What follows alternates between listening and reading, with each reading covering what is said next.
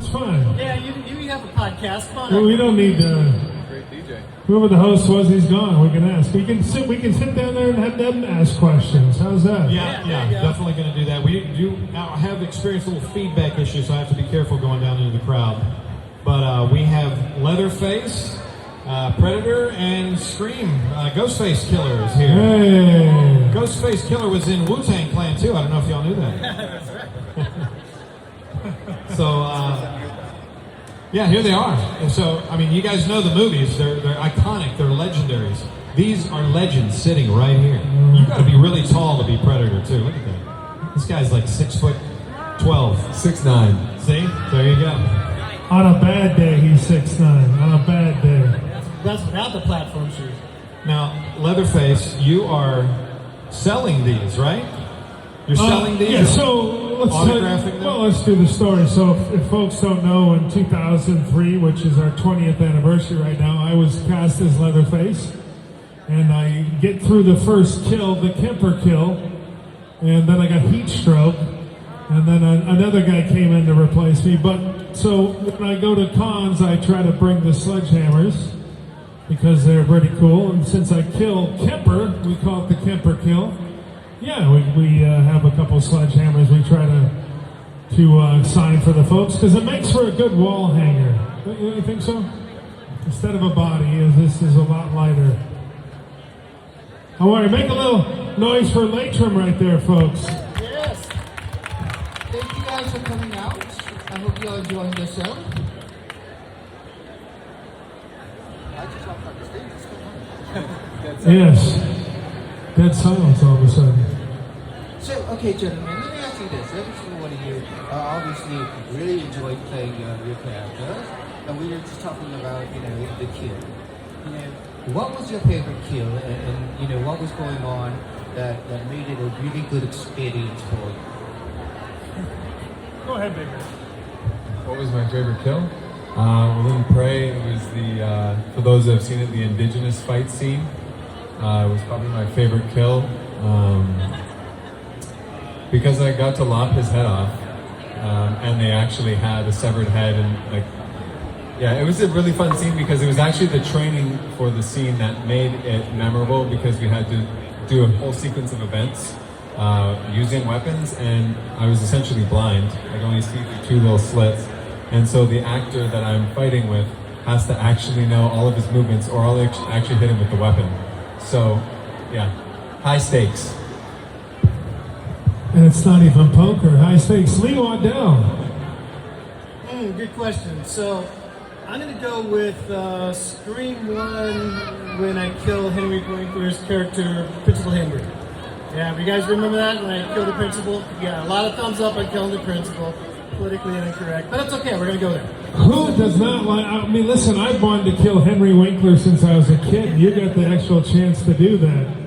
I will tell you, obviously, if I would have finished the Texas Chainsaw Massacre, there was a lot of good break kills in it, but killing Kemper with a sledgehammer was pretty cool because I used to watch him on 6 Feet Under, Eric Balfour, and I was like, man, something bugged me about that guy. So when I got to hit him with the sledgehammer and drag him and slam the door shut, it was pretty satisfying.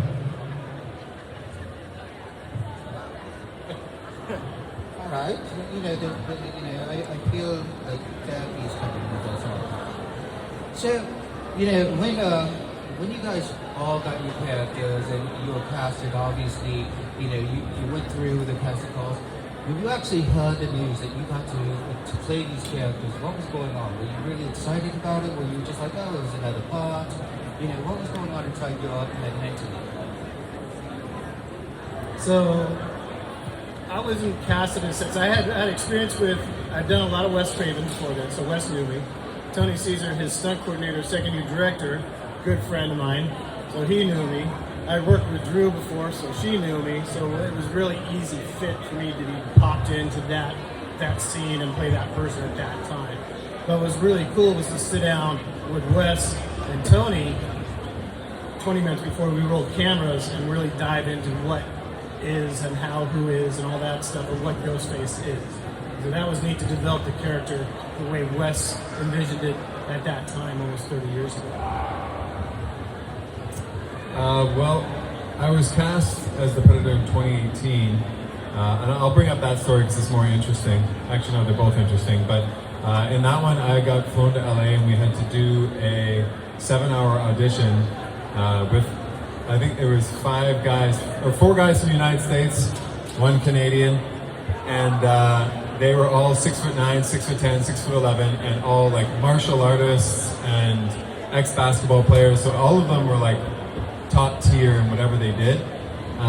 And then we did the audition, and we had to do a bunch of crazy shit in a parkour gym. Does everyone know what parkour is? Parkour! Yeah, if you've seen The Office, you know parkour. But yeah, they made us do a parkour run as the character, and we had to talk about what we thought the character was, and did all this stuff. Then they flew me home, and it was just over, and they're like, yeah, you know, if we want you, we'll call you. So the next couple days, I literally, all I did was eat, sleep, and pray. And, no pun intended, for pray. And I got a call, and they said, hey, Kyle, we just, you know, we're really happy you came up, and we're glad you came and you gave it your all, but, and then my heart sank. And they go, but we'd like to offer you the role of Predator. And then I shit myself. And the rest is history. No, he really did shat himself. It was in the Canadian papers and everything. My thing is really screwed because they were looking to hire a local hire to play Leatherface in Texas, and I was so bummed. I'm like, they're going to hire some ex-football player, some guy that used to play for the Dallas Cowboys, and he blew his knee out, and he's friends with the producer. And I got the audition. And then the next day they called me back and said Michael Bay thought you were very funny and you got the gig. So I immediately called 1,000 people. I called R.A. Mihailov from Leatherface, who was a good friend of mine. I called everybody I knew and said, I'm Leatherface. And a half hour later, the casting director called back and said, by the way, don't tell anybody. And I was like, oh my gosh. So then I called everybody else. I had to call everybody back and say, you know, they're going to give me some other role, but don't say anything. It's not Leatherface. But obviously, when you get a role like that, Gunnar Hansen and all the guys that have done it before, you get a little nervous because you're like, oh my God, how am I going to be Leatherface? And Gunnar Hansen and Bill Johnson and Belmore and Art Mihailov, all these guys have done it before. You know, what am I going to do that's going to be different? So you get a little stressed, but yeah, it's a great feeling, man. You know, even if you're Leatherface for a week or for, a couple minutes in a movie, it's a big deal. So, I know that each part was very strenuous. Was there any time on set that you ended up getting hurt? So that people understand that sometimes it's more realistic than they think it is. Because a lot of times people think that, it's Hollywood, everything's made up. But sometimes accidents do happen every now and then. Do you have a story about that you could share with them? Yeah, well, I'll be the first to tell you. I got heat stroke within a day and a half of filming. So people don't understand. You're not only being physical, but, I was 350 pounds and thought I was in good shape until you're in the Texas heat in a house with black mold all over the place. I kept looking at the black mold going, if this movie doesn't kill me, that black mold is definitely going to kill me in my 60s. But yeah, it's a whether you're a creature actor, whether you're a stuntman, or whether you're an actor that's just a very physical actor, all this stuff, it'll take a toll on you, and it's best to be in really good shape. Even if you want to be an actor, just be an actor, because instead of them, you're going to want to do your own stunts. You're going to want to do your own fight scenes. It's just the nature of it, and you want to do that stuff. But all it takes is, my instance, a day and a half later, I'm going home and couldn't finish a movie. So yeah, it bums you out. But that's part of the business, and people get hurt all the time. Isn't that right, Lee? I've never been hurt, ever. Yeah, right. So my favorite, I was a professional stunt guy 20 or 30 years, and I had a great career, and I didn't get too strung out, but, there's a few of them that got a hold of me pretty good. You guys saw Jurassic Park 2? right? So I was the guy who got eaten out of the Jeep on that one, doubling, I think, Richard Barr. That stretched me out pretty good. That was quite a ride. And then, like Scream 2, right? Great. Screams are great movies. They're not real heavy stunt movies, but like on Scream 2.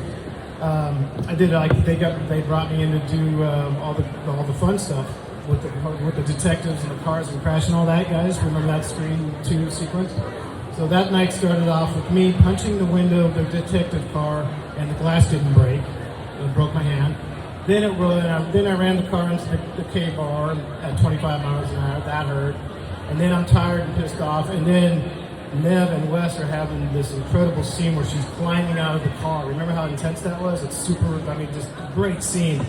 And at that point, I'm tired. I've gotten out of the car and I've taken all my gear off and I'm relaxing. And Nev steps on my balls. So there you go. That was the highlight of my career right there. I had arrived when she steps on me after a 12 hours night shoot. That's How do you follow that? The pain as you attack them. Yeah, I can't follow that. I have not had my ball stepped on yet, unfortunately. I don't recommend it. And I didn't give it a stunt adjustment for either. That was not in the budget. That was a freebie, and unfortunately. Injuries, man. There's a reason I'm this thin, and wearing these suits, as he was saying, is quite arduous because you're not just dealing with the heat outside, but your own body heat, and then if you're doing any fight choreography or any movement, it's pretty insane. But I haven't really dealt with any crazy injuries in that regard, but I can tell you my neck, my back, my bleep and my bleep are hurting at the end of the day.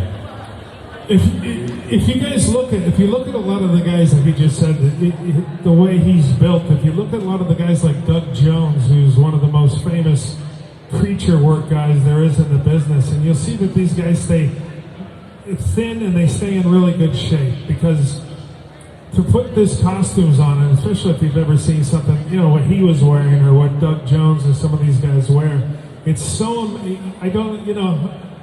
well, he's not even wearing a costume, but you heat up so quickly, and like you said, it's your body heat as well. It could be cold outside, and it doesn't matter. It could be 40 degrees outside, but you have that costume on, and it's 120 degrees in that costume. So, but a lot of us got into this business. I got into the business because I liked doing horror movies. I just loved watching horror movies growing up. Creature features and the Twilight Zone. So that was my thing. So when I got the chance, and I'll still do it today, if I get the chance to get under makeup, I love it. I'm just a lot more careful with my Gatorades and my potassium and my bananas and all that other stuff. So. That leads into the next question. I'm glad that you ended it like that. That was beautiful. Because, I want to know what inspired you gentlemen to get into the actual movie industry. What was the icons that you looked up to when you were growing up? Mine was Dawn of the Dead, 1978, Night of the Living Dead, 67. The Twilight Zones, Outer Limits, Night Gallery, and then watching a lot of, early Lee Waddell movies.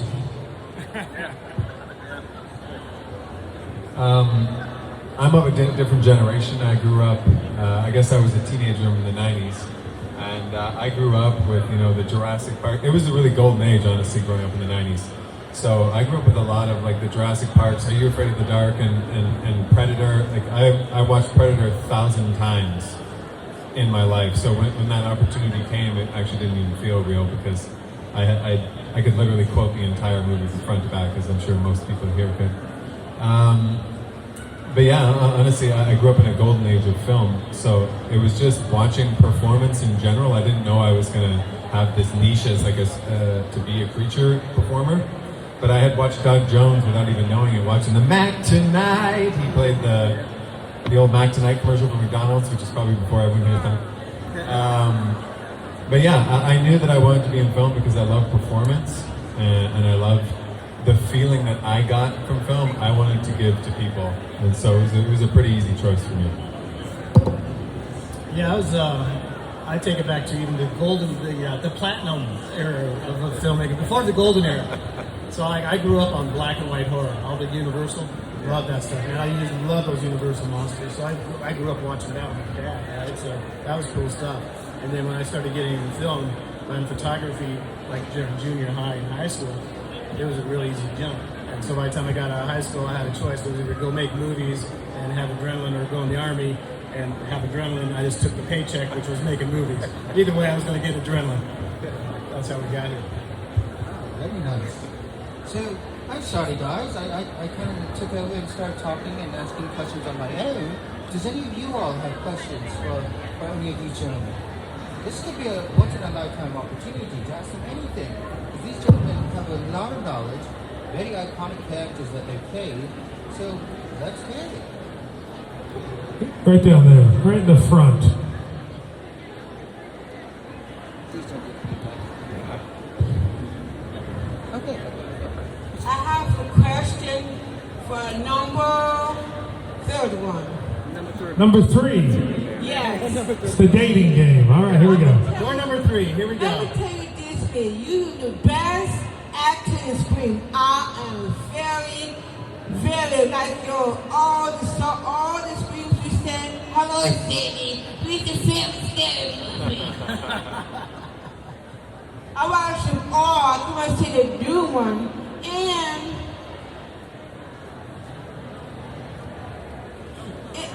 And this one right there. Me. Yeah, yes, you. You're the best actor.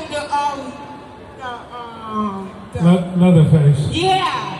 Thank That's you. great. And the other one right there, you. He's the most handsome guy in the business. Yes, you. Top of my tire. Yeah, you the best actors too. You guys are great. You guys came down to Virginia. This was second time here because I used to watch scary movies. I was a little girl. I grew up with scary movies. Well, thank you so much for all the compliments. Thank you for coming out. We appreciate you. So listen, guys. Anybody that's at this panel right now, because we appreciate you coming out, if you come over to our tables, we'll be extra nice to you. Maybe there's some stickers or stuff to give away if you want to see what we got on the table. But once again, make a little noise for all the folks that put this on, and Latrim right here. It's not easy. He plans a whole year. They plan a whole year to get this thing done, and it's not easy to get everybody in. But again, we appreciate y'all coming listening to us BS up here. Make sure you come by the tables and say hello. All right. Does anybody have any other questions? Yes. This is going to be a screen question. I don't know what it is. Nice t-shirt.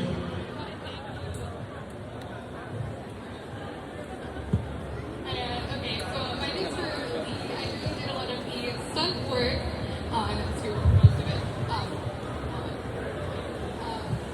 But I was actually wondering, outside of the obviously physical actions like jumping, running, things, how did you, through like several body movements, try to embody various characters that were supposed to be very fast?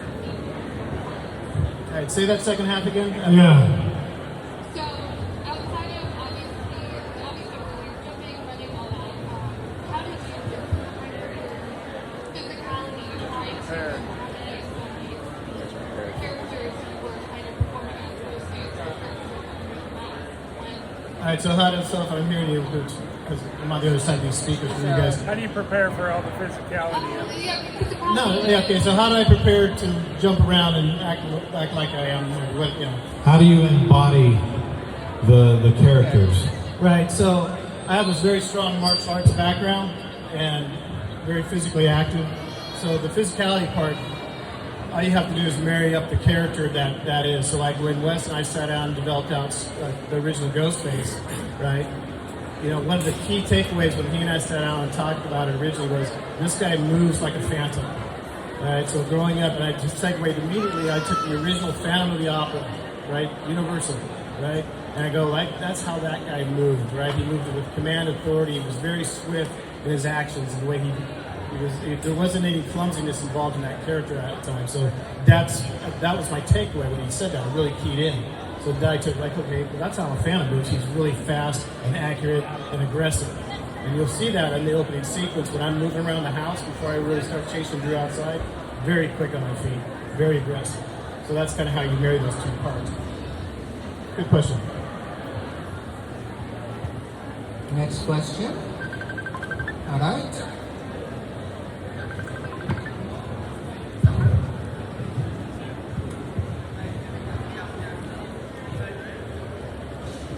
Nice shorts, by the way, sir. Oh, thanks. Thanks all for coming. This is really cool.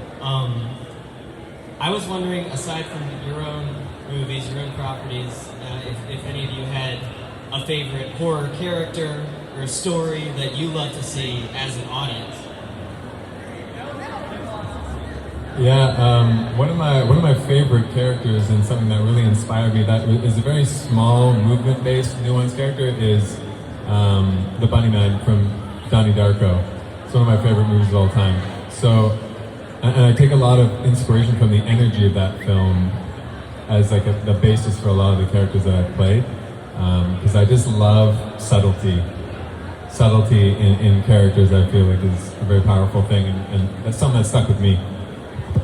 You know, I was going to say that, but now I'll go for part two. I like a little humor in my comedy. I mean, a humor in my horror movies. So there's a movie that's very obscure that when I was a kid I watched called Children Shouldn't Play with Dead Things. So if you ever get a chance, you can watch that. It's an English horror flick. And any of the old Hammer films I really liked, which kind of inspired me to try to get into the business that way. But yeah, Donnie Darko is great.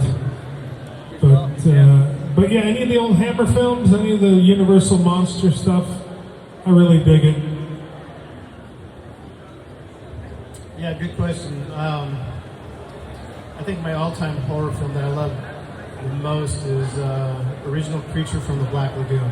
That was what, 1952, 54? We just Rico, who just passed away. Yeah. You know, and when I sit there and watch that movie, I mean, I love watching that movie. And the more that, like when I watch that film, the more that I can see the creature underwater, the better I liked it. That's probably one of the reasons I did so much water work in my career. You know, was from that particular film. Thank you. Good question. So, if you guys have the chance to play any character, any movie, no budget, you know, it's sky's the limit. Which one would you want to play and why? Wow. I think at this point I should probably just balance the scales and play a xenomorph so that I do both sides of that coin, and maybe I can play two characters. Who knows? But yeah, I think playing a Xeno would be one of my creature choices. I'd like to play Hannah Montana. That's a true horror story right there. I don't know. I mean, I love, I'm a zombie guy, right? So I sure would like, I mean, there's so many spin-offs of The Walking Dead now that I'd like to play a zombie in one of the new Walking Deads, but live a little. Not get killed right away and just keep coming back.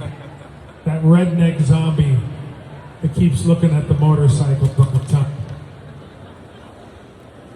Yeah, I couldn't pick one character. I think it would have to be a mashup at this point. You know, because the genre, keep it in horror.